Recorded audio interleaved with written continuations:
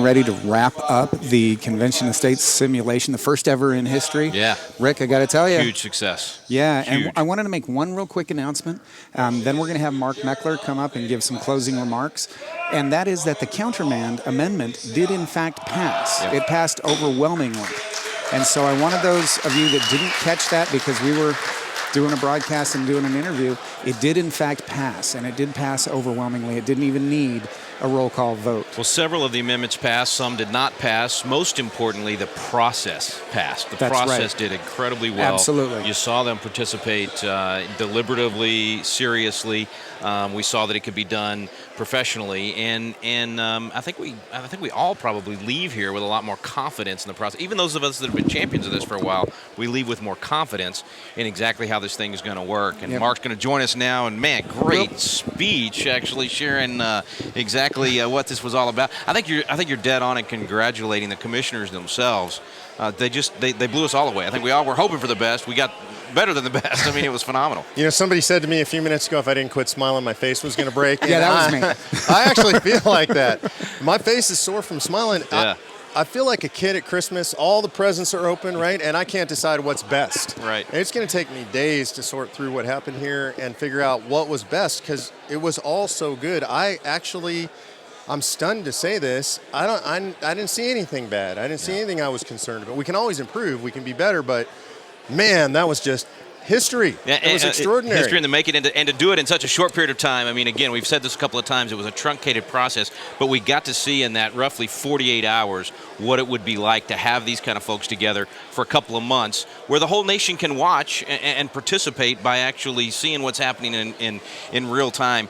This is the real deal, and it can happen. People got to know that at home. This is not just some getting together playing, Convention of States. This is to show people it can really be done, and as you said, have the first one ever under our Constitution. Well, and I got to say, I really loved having you here and having your commentary and Ken's commentary.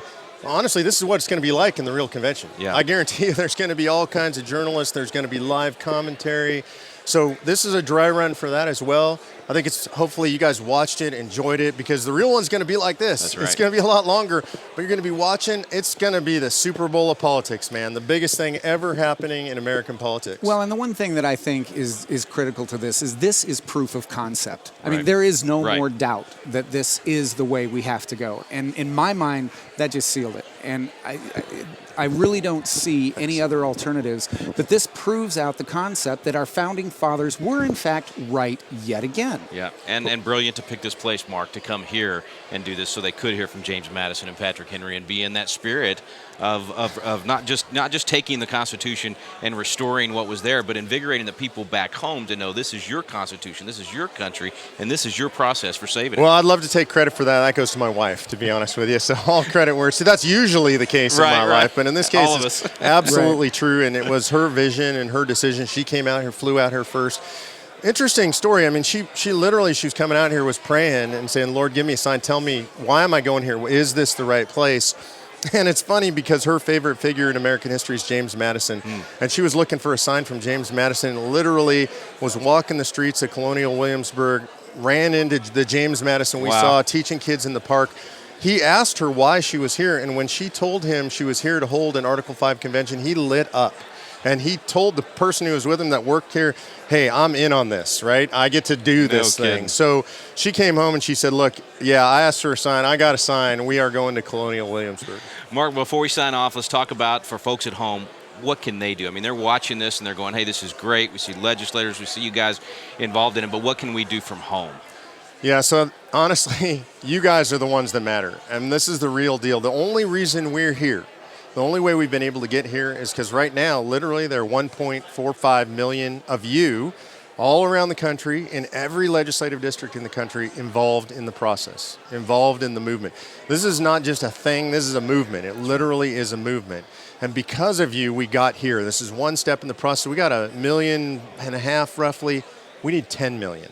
So if you're not in now, go to conventionofstates.com, get signed up, get involved, watch the videos, learn about the process, understand that you have the power, and it's a unique power. You have the power to bypass the president, Congress, the Supreme Court, and to throttle down the federal government, to get it out of our lives and get it back to what the founders intended. So really, Rick, After this, we turn it over to the people. Yeah, the tools are right there at their fingertips. At no time in history have the people had the means so easily right before them. From Twitter to Facebook to you name it, all the tools are right there that they can take that number you just mentioned, 1.4, 1.5 million, and make it 3-4 times that in just a matter of months. If they'll just use the tools, you got to take the action, folks. A lot of you have been at home complaining. You've been screaming at the TV. You tell guys like us when we can come speak, what can I do? What can I do? Well, here you go. You got some great marching orders and a great opportunity to be a part of all this. Absolutely.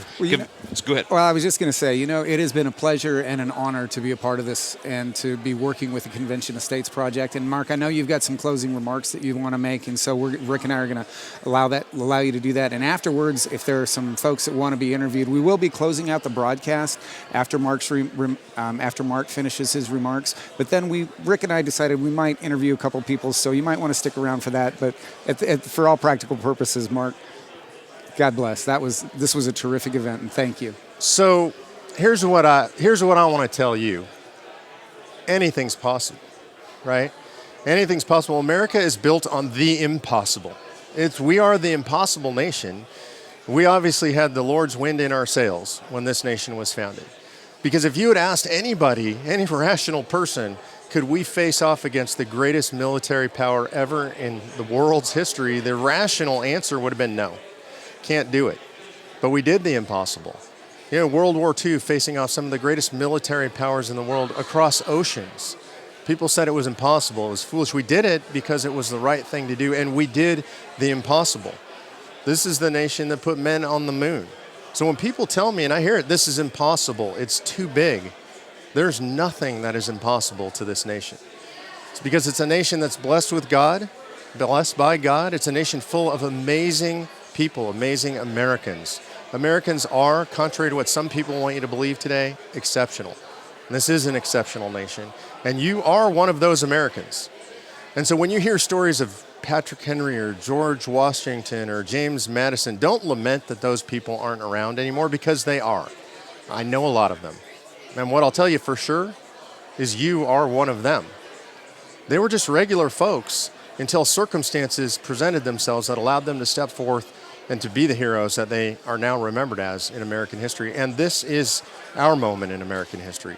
I'm really glad to be alive. There's some scary stuff, but we have a chance to do something extraordinary. We have a chance to save this republic from the fate that has faced every other republic. They've all gone extinct.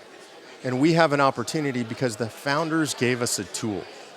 So I'm asking you to stand up, to live your heritage, to live your birthright, to be who you were born to be, and that is a great American hero. I believe in you.